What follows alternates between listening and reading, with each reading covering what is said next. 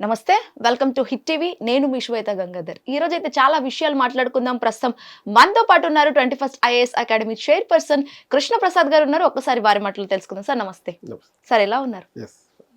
Sir చెప్పండి, overall social media కావచ్చు, main media కావచ్చు, అమరావతి కాంట్రవర్సీ అనేది ఎక్కువగా నడుస్తుంది. సో అమరావతికి సంబంధించి రీసెంట్ గా ఏపీ శాసన మండలి అయితే కొన్ని వ్యాఖ్యలు చేసింది, ఖచ్చితంగా క్యాపిటల్ చెయ్యాలి అని. బట్ దాన్ని మాత్రం అక్కడ ఉన్న ప్రతిపక్షం ఏదైతే వైఎస్ఆర్సీపీ ఉందో ఖచ్చితంగా విభేదించడం అయితే జరుగుతుంది. సో దాన్ని ఏం మాట్లాడుకోవచ్చు సార్ ముఖ్యంగా మనం? ఇప్పుడు అమరావతి క్యాపిటల్ ఏర్పాటు చేసిన తర్వాత ప్రతిపాదించిన తర్వాత 2014లో మళ్ళీ 2019లో ఎలక్షన్ అయినాయి. ఆ తర్వాత మళ్ళీ ఈ అమరావతి క్యాపిటల్గా రద్దు చేయాలి, 3 రాజధానుల బిల్లు ఒకటి చట్టం చేసే ప్రతిపాదన తీసుకొచ్చారు. కానీ అది 3 రాజధానుల బిల్లు అసెంబ్లీలో పాస్ అయింది, కానీ ఆ చట్టానికి ప్రతిపాదన మండలిలో విఫలమైంది. రైట్. మండలిలో దాన్ని ఒక సెలెక్ట్ కమిటీకి ప్రతిపాదించారు, అది పక్కకి వెళ్ళిపోయింది ఇంకా. సో తర్వాత మళ్ళీ కూటమి ప్రభుత్వం అధికారంలోకి వచ్చాక ఇప్పుడు అమరావతికి రాజధానిగా కొనసాగించాలి, అమరావతిని రాజధానిగా ఏర్పాటు చేయాలి, ఆ మేరకు కేంద్రం చట్టం చేయాలి అని చెప్పి ఇప్పుడు అసెంబ్లీ తీర్మానం చేశారు. సో ఈ అసెంబ్లీ తీర్మానం అంటే ఏంటి?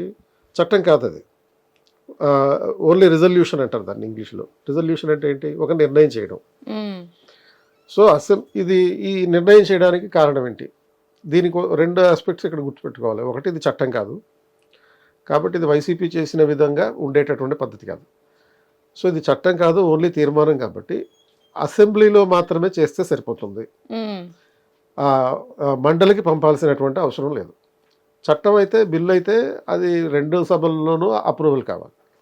కానీ ఇది తీర్మానం. దేనికోసం ఈ తీర్మానం? పార్లమెంటు దీని మీద చట్టం చేయాలనేటటువంటి తీర్మానం అన్నమాట. అంటే స్టేట్లో చట్టం చేయట్లేదు, కేంద్రంలో చట్టం చేస్తున్నారు. కేంద్రం ఎందుకు చేస్తుంది? అసలు మామూలుగా అయితే రాజధాని ఏముండాలి అనే దాని మీద ఇప్పటిదాకా ఏ రాష్ట్రానికి చట్టం లేదు. కానీ ఇప్పుడున్నటువంటి ఆంధ్రప్రదేశ్లో ఉన్నటువంటి ఒక కన్ఫ్యూజన్ నేపథ్యంలో ఒక చట్టం చేసి స్టేబుల్గా అమరావతినే ఉంచేటట్టుగా ప్రయత్నం చేయడం కోసం చేసేటటువంటిది. ఎందుకంటే ఇక్కడ ఇప్పుడు టీడీపీ గవర్నమెంట్ అధికారంలో ఉన్నప్పుడు అమరావతి అన్నారు, మళ్ళీ అధికారం మారిన తర్వాత మార్చేద్దాం అన్నారు, 3 రాజధానులు అన్నారు, ఇప్పుడు మళ్ళీ అమరావతి అంటున్నారు. మళ్ళీ ఇప్పుడు ఈరోజు అంటే మార్చి 31న బొత్స సత్యనారాయణ గారు మళ్ళీ ఇంకో ప్రకటన చేశారు, మేము వచ్చిన తర్వాత అమరావతిని రాజధానిగా కొనసాగించమని. సో ఇది ఒక పిల్లలాటలాగా తయారైనటువంటి పరిస్థితి. సార్ అంటే ఇక్కడే సత్యనారాయణకు అనాల్సిన అవసరం ఉంది సార్. సీఎమా అంత హోదాలో ఉన్న ఆయన, లేకపోతే ఇంకేంటి అసలు? అంటే రేపు మళ్ళీ 2029లో ఎన్నికలు జరిగిన తర్వాత మేము మార్చేస్తాం, ఈ అమరావతిని మేము కొనసాగించాం అని వైసీపీ తీసుకున్నటువంటి స్టాండ్ని ఆయన ద్వారా చెప్పించారు. 2 రకాల కారణాలు. ఒకటి, ఈయన బీసీ నాయకుడే ఉండడం, రెండోది ఉత్తరాంధ్రకి చెందినవాడే ఉండడం. సో ఉత్తరాంధ్రకి చెందినవాడే ఉండడం వల్ల ఏమవుతుంది, అక్కడ వైజాగ్ క్యాపిటల్ అవుతుంది. సో వైజాగ్ క్యాపిటల్ అంటే ఉత్తరాంధ్రకి బెనిఫిట్. రెండోది, బీసీ నాయకుడు అవడం వల్ల అతని ప్రతిపాదనలు ఏం చేసినా కానీ నేను బీసీ కాబట్టి అనే ఒక ఎమోషన్ క్రియేట్ చేయడానికి అవకాశం ఉంటుంది. సో అదొక రీజన్. యాక్చువల్గా ఇతనికి అధికారం లేదు దాన్ని మార్చడానికి. అండ్ పార్లమెంట్ కనుక చట్టం చేస్తే దీన్ని మార్చేటటువంటి సాధ్యాసాధ్యాలు కూడా లేవు. పార్లమెంట్లో కూడా ఎలాగా ఇప్పుడు 2014లో ఆంధ్రప్రదేశ్ విభజన చట్టం చేశారు. ఆ ఆంధ్రప్రదేశ్ విభజన చట్టంలో సెక్షన్ 5 సబ్ క్లాస్ 2 అని ఉంటుంది. ఆ సెక్షన్ 5 సబ్ క్లాస్ 2 ప్రకారం ఆంధ్రప్రదేశ్ విభజన తర్వాత ఆంధ్రప్రదేశ్కి ఉమ్మడి రాజధానిగా 10 ఏళ్ల పాటు హైదరాబాద్ రాజధానిగా ఉంటుంది, ఆ తర్వాత కొత్త రాజధానిని ఏర్పాటు చేయొచ్చు అని చెప్పి దాంట్లో ఉంటుంది. సో ఆ కొత్త రాజధానిని ఏర్పాటు చేయొచ్చు అనే ప్రొవిజన్ని తీసేసి అమరావతిని రాజధానిగా ఏర్పాటు చేయబోతున్నారు అనే ప్రొవిజన్ని ఇన్కార్పొరేట్ చేస్తారు. సో కనుక కొంతమంది, ఇప్పుడు సపోజ్ ఒక జర్నలిస్ట్ సాయి అనే ఒక ఆయన ఉంటారు, ఆయన తనకి తెలిసిందే వేదం అనుకుంటాడు ఆయన. ఎందుకంటే దీనికి చట్టం చేయాలి, మరి మండలికి పంపించరా అనేది ఒక ఆర్గ్యుమెంట్. అది చట్టం కాదు, అది ఓన్లీ తీర్మానమే కాబట్టి మండలికి పంపక్కర్లేదు. రెండోది ఏమంటాడంటే అమరావతికి ఒక పరిధి అంటూ నిర్ణయించండి అంటాడు. పరిధి ఆల్రెడీ నిర్ణయించబడింది. అంటే ఎలా అయితే ఇప్పుడు సపోజ్ హైదరాబాద్ ఉందనుకోండి, GHMC అనేది పరిధి. అలాగే 2014లోనే మనకి ఈ క్యాపిటల్ రీజియన్ డెవలప్మెంట్ అథారిటీ అనేది ఒకటి ఏర్పాటు చేశారు, సిఆర్డిఏ అని చెప్పి. ఉమ్, వాళ్ళు ఆల్రెడీ నిర్ణయించారు అమరావతి పరిధి ఎంతవరకు ఉంటుందనేది. సో ఈ చట్టంలో కూడా అదే ఇన్కార్పొరేట్ చేస్తారు. ఈ పార్లమెంట్ చేసే చట్టంలో ఏమని ఇన్కార్పొరేట్ చేస్తారు, అమరావతి కొత్త రాజధానిగా ఉంటుంది, ఉమ్, ఈ రాజధాని పరిధి ఈ సిఆర్డిఏ నిర్ణయించినటువంటి నోటిఫికేషన్ ద్వారా 2014లో నిర్ణయించిన దాని ప్రకారం దీని పరిధి నిర్ణయించబడుతుంది. ఉమ్, దీని పరిధిని పెంచవచ్చు, తగ్గించవచ్చు.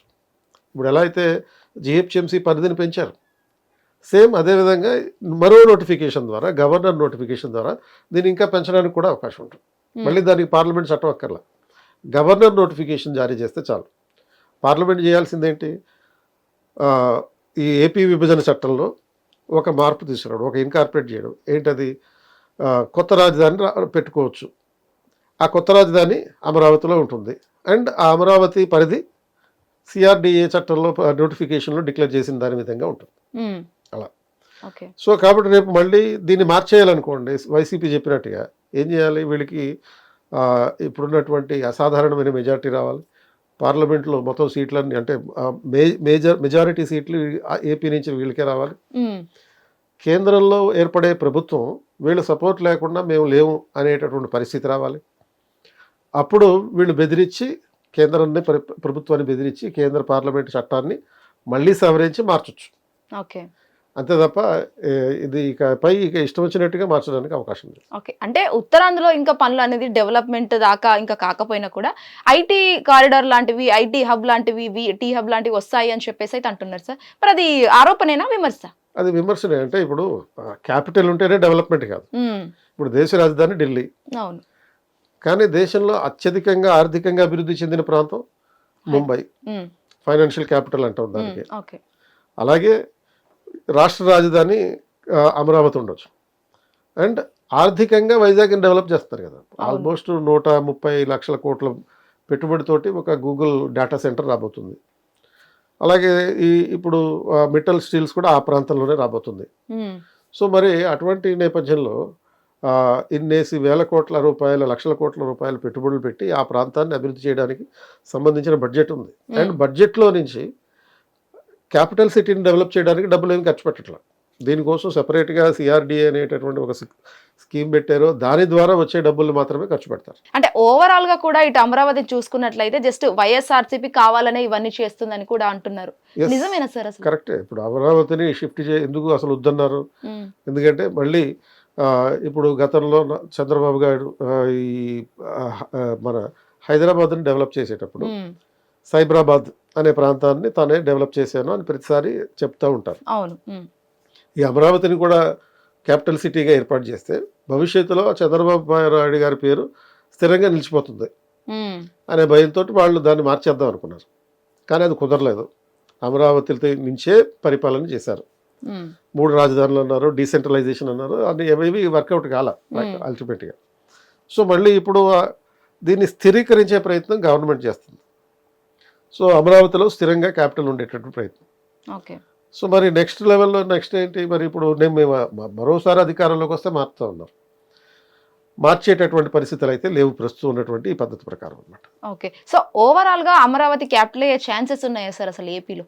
ఈ ఆల్మోస్ట్ పార్లమెంట్ చట్టం చేస్తే అయిపోయినట్టే. ఇక మీరు అఫీషియల్ డాక్యుమెంట్స్ అన్నింటిలోనూ అమరావతి క్యాపిటల్ అని ఉంటుంది. అయ్యే ఛాన్సెస్ అది కాదు, అయిపోయింది. ఆల్మోస్ట్ అడ్మినిస్ట్రేటివ్ పరంగా డాక్యుమెంటరీగా అయిపోయింది. అండ్ దానికి కావాల్సిన బిల్డింగ్లు, ఇప్పుడు సెక్రటేరియట్ బిల్డింగ్ ఉంది, అసెంబ్లీ బిల్డింగ్ ఉంది. ఇప్పుడు వైసీపీ అధికారంలో ఉన్నప్పుడు పరిపాలన ఎక్కడి నుంచి చేశారు, అమరావతి నుంచే చేశారు. ముఖ్యమంత్రిగా జగన్మోహన్ రెడ్డి గారు ఉన్నప్పుడు ఎక్కడ వాళ్ళ ఇల్లు పెట్టుకున్నారో, తన రెసిడెన్షియల్ ఏరియాని ఎక్కడ పెట్టుకోవడం జరిగింది, అమరావతి దగ్గరే పెట్టుకోవడం జరిగింది. ఆ అంశం మీద కూడా విమర్శించారు కదా. అంటే నాకు సొంత ఇల్లు ఉంది ఇక్కడ అమరావతి దగ్గర, కానీ చంద్రబాబు నాయుడు గారికి లేదు సొంత ఇల్లు, అంటే ఆయనకు ఉద్దేశం లేదు, ఇక్కడి నుంచి పరిపాలించే ఉద్దేశం లేదు, ఇలాంటి విమర్శలు కూడా చేశారు. బట్ అల్టిమేట్లీ 3 రాజధానులు అన్నా కానీ పరిపాలన ఎక్కడి నుంచి జరిగింది, అమరావతి నుంచే జరిగింది. అన్ని అధికారిక ప్రకటనల ప్రకారం డాక్యుమెంట్స్ కూడా, లేకపోతే మీరు గవర్నమెంట్ వెబ్సైట్స్లో కూడా అమరావతి రాజధాని ఉంటుంది. మనకు కావాల్సింది ఏంటి, ఫిజికల్గా బిల్డింగ్లు కట్టడం. సో అంటే ఫైనల్గా ఏపీలో ఐటీ అసలు వచ్చే అవకాశాలే లేవంటారు. ఐటీ అని కాదు, అక్కడ అన్ని రకాలుగా హబ్స్ ఏర్పాటు చేస్తారు. ఇప్పుడు ఒక డ్రోన్ సెంటర్ ఏర్పాటు చేయడం జరుగుతుంది. ఓన్లీ ఎక్స్క్లూజివ్గా ఐటీ అనేటటువంటిది మాత్రమే కాకుండా డ్రోన్ సెంటర్ కానీ లేకపోతే ఒక ఈ ఇన్ఫర్మేషన్ హబ్స్ కానీ, సో ఇటువంటి కొత్త వ్యాపారాలు తీసుకొస్తారు. ఇప్పుడు ఉన్నటువంటి రాబోయే 50 సంవత్సరాలకి సరిపడేటటువంటి వ్యాపార వ్యవస్థలు, ఇంక్లూడింగ్ ఒక ఎడ్యుకేషన్ హబ్ ఏర్పాటు చేస్తారు.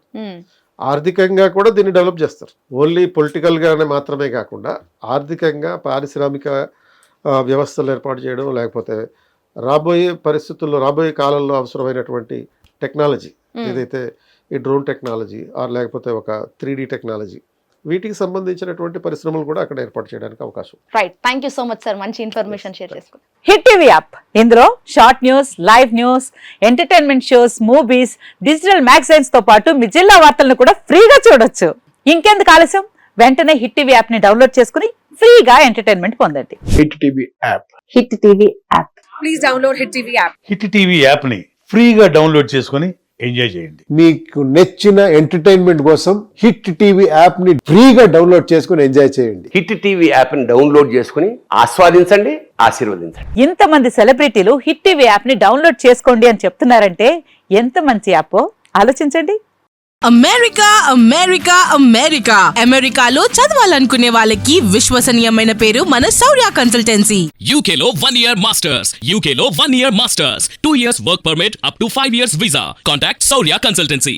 Contact 89851 89851.